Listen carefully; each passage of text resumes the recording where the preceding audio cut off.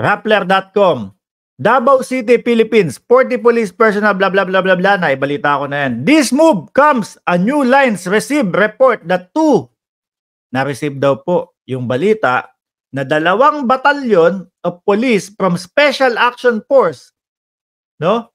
At the region office, ayan, same night. Police Major Catherine De La Rey, the spokesperson of PROZI, was also relieved from her post. So, madami nga po natanggal, mga kababayan. At sinasabi dito, mga kababayan, na talagang pumasok daw po ang Special Action Force, mga kababayan. Eh tayo po, sinasabi lang po natin yung nasa balita.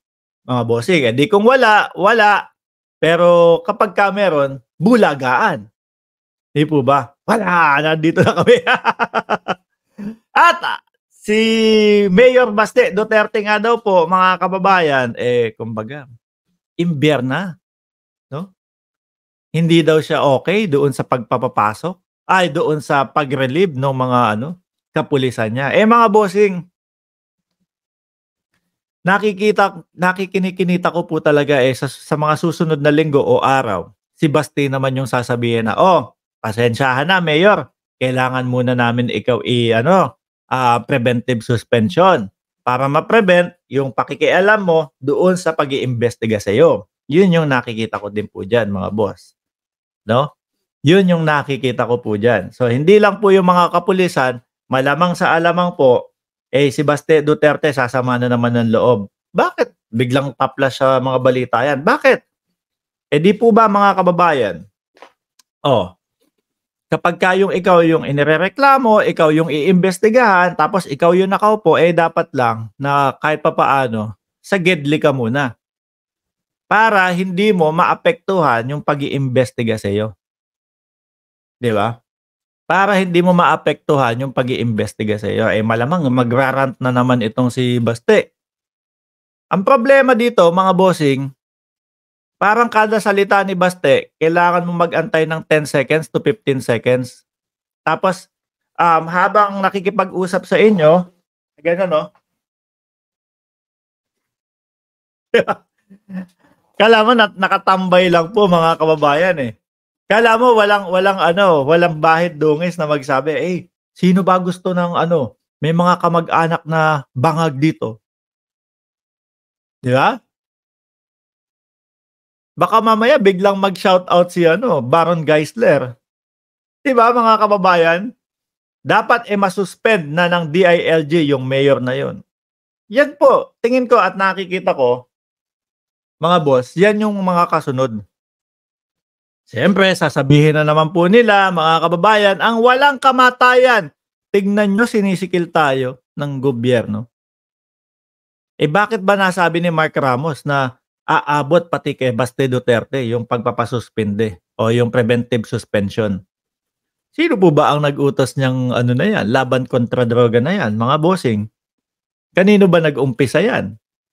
Sabi ni Jade Muyko, mas matalino si Baste sa'yo, Mark Ramos. Hindi ko naman ikinukumpara yun sa mayor mo. Di ba? Hindi ko, sige na, mas matalino na, ina-analyze ko lang. Pero kapag ito, natumbok, pag natumbok, huwag kayong mag-iiyakan. Ha? Pag yung sinasabi ko na napatawad ng preventive suspension si Baste sa mga susunod na mga panahon o linggo, araw, o sabihin mo ng buwan, walang iyakan muna. Di ba? Kalma lang. Ganun lang naman. Tapos rally. Ganun lang naman ang diskarte ninyo di ba? Rally.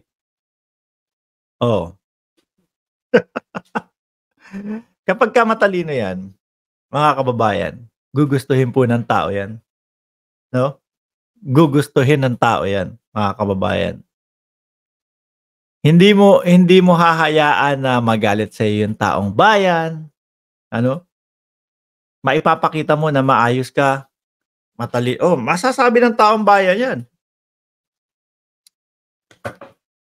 Ikaw ba naman, upuan ni Baste ng ganyan, no?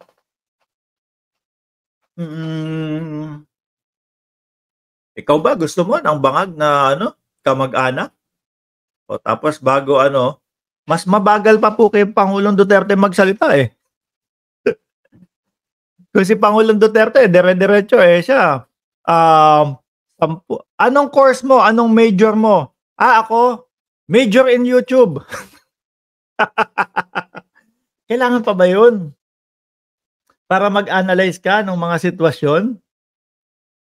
Kailangan ba yun?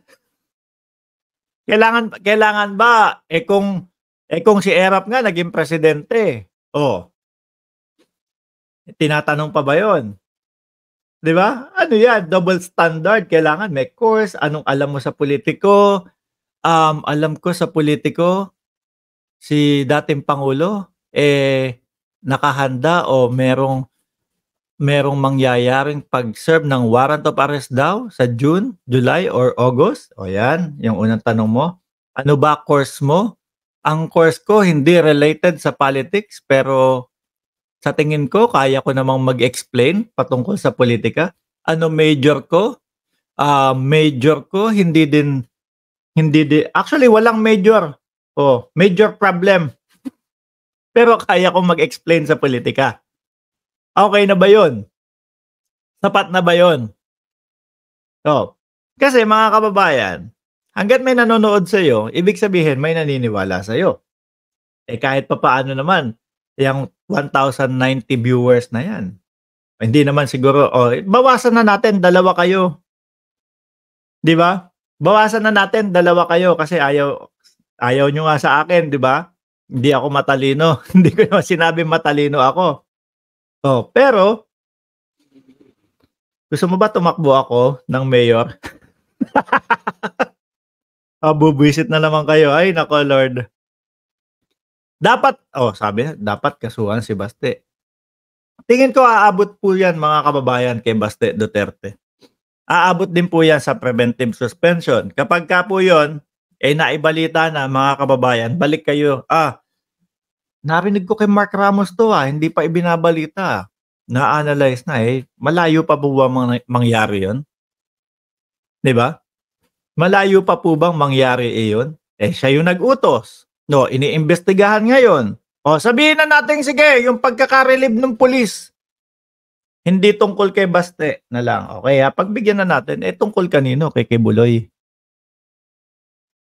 Dahil siguro, mahina kayo Hindi nyo mapahuli-huli si Kibuloy, hindi nyo makuha-kuha. Eto. Special Action Force. Sino po ba yung nagsabi na wala daw pong katotohanan na merong Special Action Force? Yung mga DDS lang naman.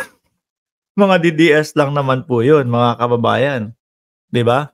Kahit papaano po yung mga nagbabalita at legit na mga nagbabalita, hindi kagaya ng SMNI. Malalim po ang source na mga pinaghuhugutan din po niyan. Sabihin na natin hindi kay Baste. Hindi madadamay si Baste. Pero yun yung sabi sa balita 'di ba? Na kaya ni-relieve imbestigahan sila. Para kanino? Kay Kibuloy. Paghahanda sa pagpasok ng ICC para siguradong 100% ma-serve talaga yung warrant. Tapos may mga Special Action Force sa likod. Ano po? Yun ang mga tanong natin, mga kababayan. No?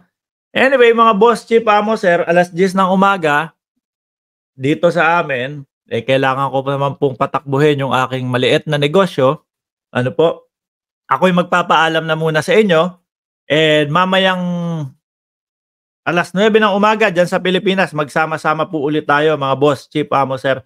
Parehas pa din po, usaping politikal, at huwag niyo pong kalimutan na i-like, i-share, and subscribe po itong channel na ito, mga bossing. Muli po, maraming salamat sa inyong suporta. Walang sawang suporta sa Mark Ramos Channel. Paalam po.